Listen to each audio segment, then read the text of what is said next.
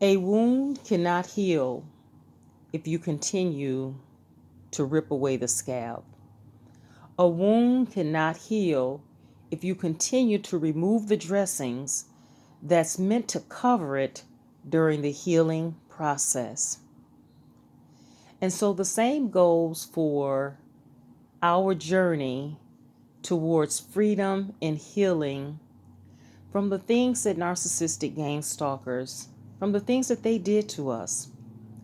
And so on a previous video, I gave you tip number 1, which was to tear down the walls that we've built around our hearts so that we could be free to give love and to receive love, so that we could be free to give light and to receive light. And so on today, we're going to be discussing tip number 2. And so I hope all of you guys were able to have a wonderful, peaceful holiday without any incidents from narcissistic gang stalkers. Leave me a comment in the comments section as far as how your holidays went, if you celebrate the holidays. If you don't, that's fine. But if you do, let me know if your holidays were without incidents from narcissistic gang stalkers. And so on today, when we're discussing the invisible wounds that we carry around from the things that narcissistic gang stalkers, the things that they've done to us, we have to realize that these invisible wounds will never heal if we continue to keep the activities of the narcissistic gang stalkers, the past activities of the narcissistic gang stalkers, on repeat in our mind. And that's something that they want you to do. They want to damage you so much that your entire life will be spent, repeating, going over the incidents, the things that they did to you.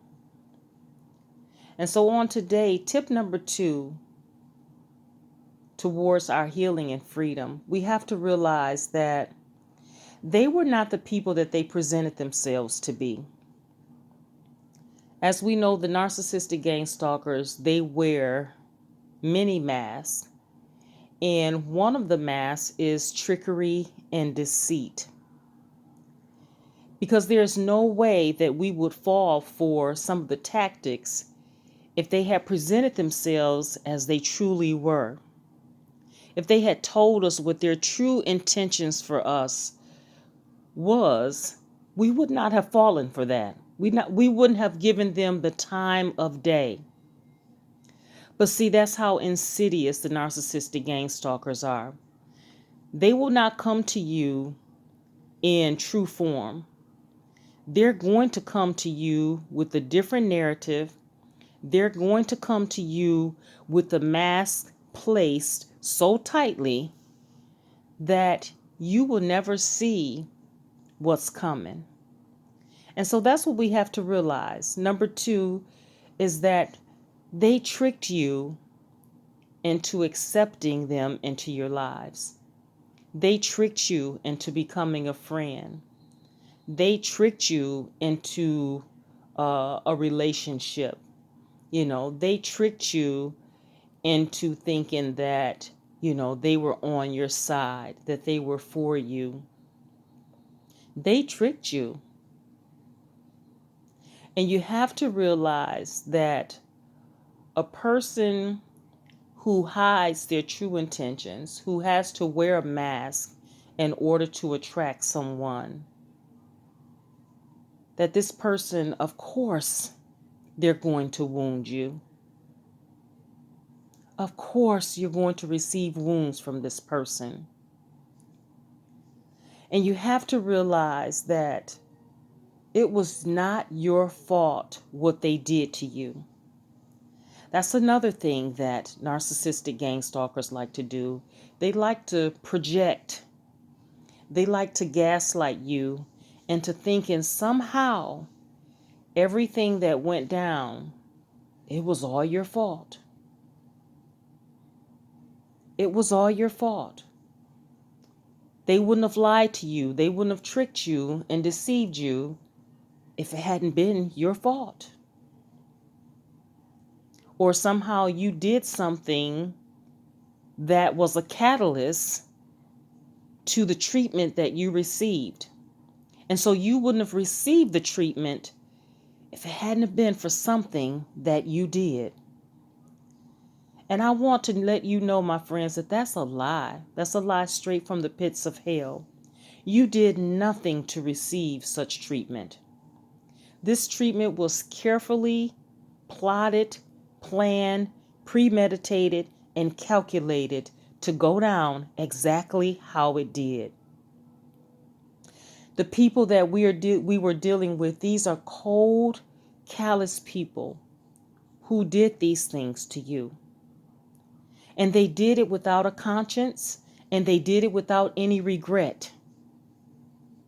And get this, you weren't the first one. You weren't the first one who received these invisible wounds from the narcissistic gang stalkers.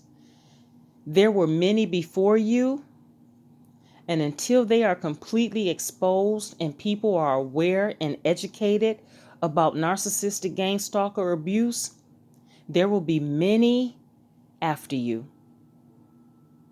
And you have to realize that it's not your fault that they chose to use people, human beings, as collateral damage, as a means to an end, as a way to achieve what they wanted. It's not your fault that their hearts are filled with jealousy and envy, and that they can't be happy for others, or that they're so small-minded that they feel that whatever you have, that maybe they can never get it, or they feel entitled to it. And so it's not your fault that they came to destroy and to steal whatever it is from you that they wanted, whatever it is from you that they needed, that they had to use such precision, with their deceitful tactics and their manipulation in order to steal what you had. And so if someone chooses to steal from you or to destroy you, how in the world is that your fault? And so I'm going to end the video with this. A reminder that a wound cannot heal if you keep pulling away the scab. And tip number 2,